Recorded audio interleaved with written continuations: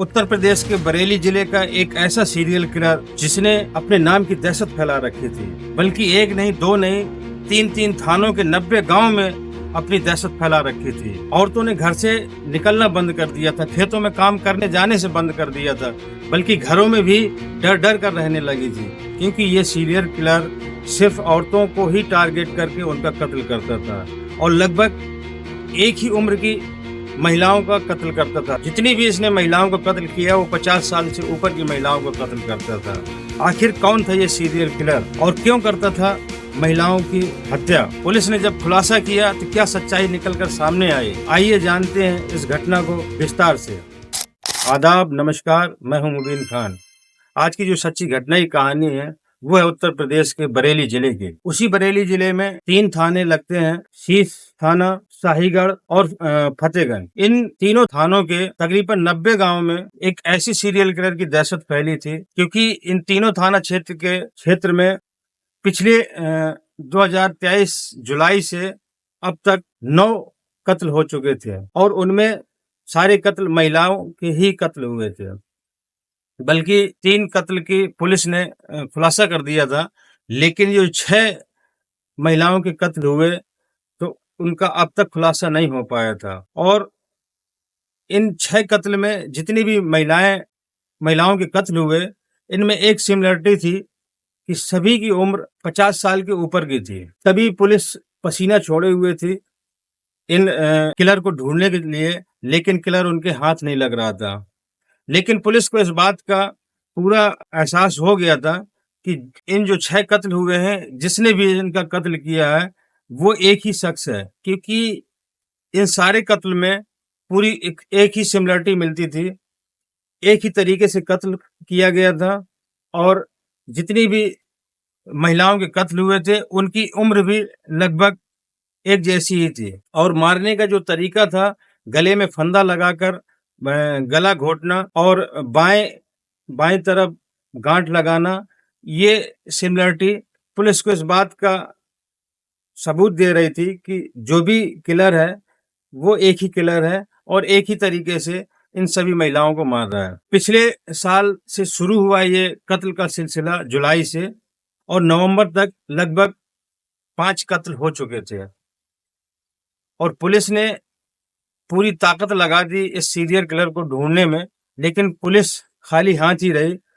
जबकि उस 25 किलोमीटर के एरिया में जितने भी 90 गांव थे उनमें 1500 सीसीटीवी कैमरे लगवाए गए और 1500 सीसीटीवी पूरे जो कैमरे थे उनको खंगाला गया। उसके बावजूद उनको कुछ नहीं मिला। इसके बाद प्रशासन ने फिर 600 कैमरे और लगवाए और 2100 कैमरे लग जाने के बावजूद भी सीरियल किलर हाथ नहीं आ रहा था। पुलिस पूरी तरीके से जांच में जुटी हुई थी, लेकिन कहीं से कोई सुराग नहीं मिल पा रहा था। और नवंबर के बाद में ये किलर कुछ दिनों के लिए थम गए और फिर अभी 2 अगस्त को फिर एक कत्ल हो जाता है और सेम उसी तरीके से कत्ल हुआ था जो पहले महिलाओं के कत्ल हुए थे।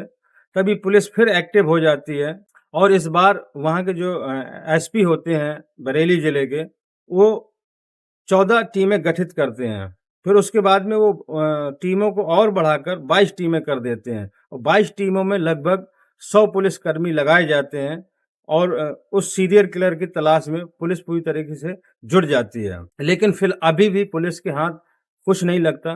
तभी पुलिस अब जो है एक मनोवैज्ञानिक तरीका निकालती है किलर को ढूंढने का, और वो वो बनाते हैं, एक लिस्ट बनाते हैं ताकि उस क्षेत्र के जितने भी लोग, ऐसे लोगों को चिन्हित करती है जो कुंठित मानसिकता के हों, औरतों से लड़ाई झगड़ा करते हों, औरतों को मारते पीटते हों, या फिर जो पुरुष अपने पत्नी या बहनों से अलग रहता हो, ऐसे लोगों की लिस्ट बनाई गई और उन लिस्टों में उन लोगों को भी शामिल किया गया जैसे जो नशे के आदी लोग होते हैं और ज़्यादातर आवारागर्दी करते घूमते हैं। इसी तरीके से पुलिस अपनी लिस्ट बनाती है और अपने एक और उससे पहले घटना होती है जिस पर वो महिला, जो सीरियल किलर होता है, एक महिला को दबोचने की कोशिश करता है, लेकिन वो महिला उसके चंगुल से निकल जाती है। उसी की मदद से अपने आर्टिस्ट से प्रशासन एक उस सीरियल किलर का एक स्केच तैयार करवाते हैं और तभी स्केच की मदद से भी पुलिस ढूंढना शुरू करती है। और एक दिन मुखबिर के इनपुट देने पर एक शख्स को पुलिस गिरफ्तार करती है। नवाबगंज का रहने वाला होता है ये कुलदीप गैंगवार, उसको पुलिस दबोच लेती है और जब पुलिस इसको सख्ती से पूछताछ करती है तो ये पुलिस के आगे टूट जाता है और अपना जुर्म कबूल कर लेता है और ये भी कबूल कर लेता है कि हाँ, मैंने ही 6 महिलाओं का कत्ल किया था।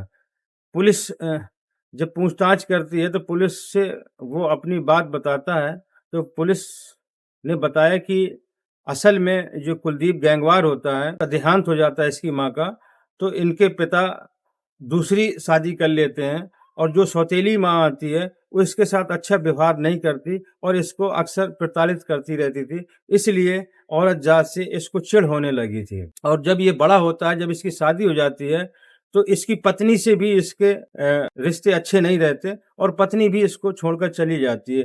तभी से ये महिलाओं से नफ़रत करने लगता है और उसी नफ़रत के चलते ही ये महिलाओं को अपना शिकार करता था। और ज़्यादातर जितने भी कत्ल हुए थे, वो दोपहर में इसने कत्ल किए थे और ज़्यादातर गन्नों के खेत में कत्ल किए थे। जब इससे पूछा गया कि आखिर तुमने ऐसा क्यों किया? तो तब उसने ये बात बताई कि एक तो मेरी माँ ने मुझे बहुत प्रताड़ित किया और दूसरा मेरी बीवी भी मुझे छोड़कर चली गई, इसलिए मुझे महिलाओं से नफ़रत हो गई और मैं महिलाओं को अपना शिकार करता।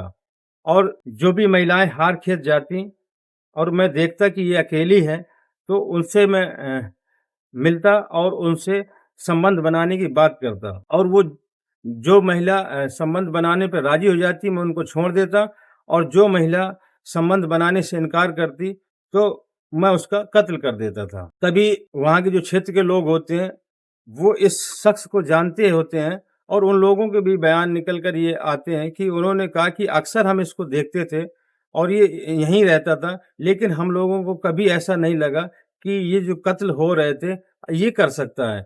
क्योंकि इसका कोई घर-बार होता नहीं है और ज़्यादातर ये अपने बहनों के घर में रहता था और बहनों के ही घर से सुनसान एरिये से निकलता था और रडार में इसलिए नहीं आता था ये कभी सीसीटीवी कैमरों में कि कभी ये जो मुख्य रास्तों से जाता नहीं था, हमेशा पगडंडियों का इस्तेमाल करता था और ज़्यादातर खेतों से होकर जाता था और मोबाइल फ़ोन ये रखता नहीं था। इसलिए कभी जो पुलिस के संसाधनों में ये कभी कैप्चर हो नहीं पाया और जब ये पकड़ा गया, तो इसने सारे जुर्म अपने कबूल कर लिया। तो दोस्तों, ये कहानी सुनाने का मकसद किसी को परेशान करना या आहत करना नहीं था, बल्कि आप लोगों को जागरूक करना है।